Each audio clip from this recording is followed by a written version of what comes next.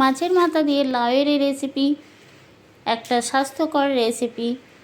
ছবি রান্নাঘরে আপনাদের সবাইকে স্বাগতম। লাউয়ের এই রেসিপি অনেকেই বানায়, আমি যেভাবে বানাই সেটাই আপনাদের সঙ্গে শেয়ার করব। আমার চ্যানেলে যদি প্রথম এসে থাকেন বন্ধুরা, তাহলে আপনাদের কাছে অনুরোধ আমার চ্যানেলটিকে সাবস্ক্রাইব করে ভিডিওটিতে লাইক দিয়ে ভিডিওটা কন্টিনিউ করুন। পুরনো বন্ধুদের অনেক অনেক ধন্যবাদ আমার সাথে থাকার জন্য। লাউয়ের এই রেসিপিটা বানানোর জন্য আমি এখানে কচি লাউ এভাবে ছোট ছোট টুকরো করে কেটে নিয়েছি। আর নিয়েছি মিরিক মাছের মাথা। মিরিক মাছের মাথা ছোট হয়, আর মাথাটা দু টুকরো করে পরিষ্কার করে ধুয়ে লবণ হলুদ দিয়ে মেখে নিয়েছি। আমি এখন গ্যাসে ফ্রাই প্যান বসিয়ে মাছের মাথাটা ভেজে নেব। মাছের মাথাগুলো ভাজা হয়ে গেছে বন্ধুরা। মাছের মাথাটা তুলে নেব। ওই তেলে ফোড়নে দেব গোটা লঙ্কা, তেজপাতা, 1 চামচ পাঁচফোড়ন। ফোড়নটা একটু ভাজা ভাজা করে নেব। ফোড়নটা ভাজা ভাজা হয়ে গেছে বন্ধুরা। এখন ধুয়ে রাখা লাউটা দেব। আর লাউটা আমি এইভাবে ছোটো ছোটো টুকরো করে কেটে নিয়েছি। দেব পরিমাণ মতো লবণ,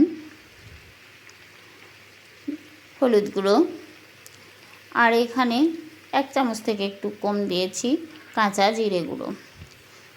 আমি এটা কম মশলা দিয়েই রান্নাটা করব, একটা স্বাস্থ্যকর লাউয়ের রেসিপি। আর লাউ সাধারণত কম মশলা দিয়ে রান্না করলে লাউয়ের স্বাদটা বেশি ভালো আসে। আমি সব কিছু মশলা লাউ একসঙ্গে মিশিয়ে নিয়েছি। এখন দেব 4টে চেরা কাঁচা লঙ্কা। এইভাবে মশলার সঙ্গে লাউটাকে আমি একবার নাড়াচাড়া করে নিয়েছি। আর আমি লাউয়ের মধ্যে কোনো জল এখন দেব না। লাউ থেকে যে জলটা বেরোবে সেই জল দিয়ে লাউটা সেদ্ধ হয়ে যাবে বন্ধুরা। যেহেতু লবণ দেওয়া আছে আর লাউ থেকে এমনিতেই জল ছাড়তে শুরু করেছে, আমি এটা ঢাকা দিয়ে মিডিয়াম ফ্লেমে কিছুক্ষণ রান্না হতে দেব। আর কিছুক্ষণ পর আবার ঢাকা খুলে আর একবার নাড়াচাড়া করে দেব। এভাবে নাড়াচাড়া করে নেব। মাছের মাথা দিয়ে লাউ অনেকেই রান্না করে বন্ধুরা। প্লিজ বন্ধুরা, আমি যেভাবে রান্না করি সেটাই আপনাদের সঙ্গে শেয়ার করছি।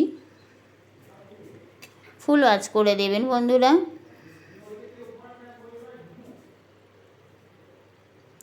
এভাবে ঢাকাটা খুলে মাঝে মাঝে আমি নাড়াচাড়া করে দেব। এখন মাছের ভাজা মাথা টুকরো দুটো দেব।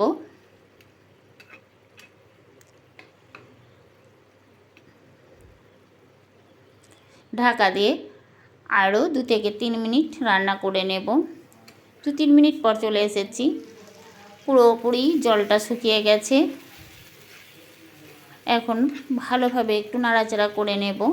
দেখুন বন্ধুরা, আমি লাউ রান্নার মধ্যে কোনো জল ব্যবহার করি নাই। লাউ থেকে যে জলটা বেরিয়েছে সেই জলেই আমার পুরো রান্নাটা হয়ে গেছে।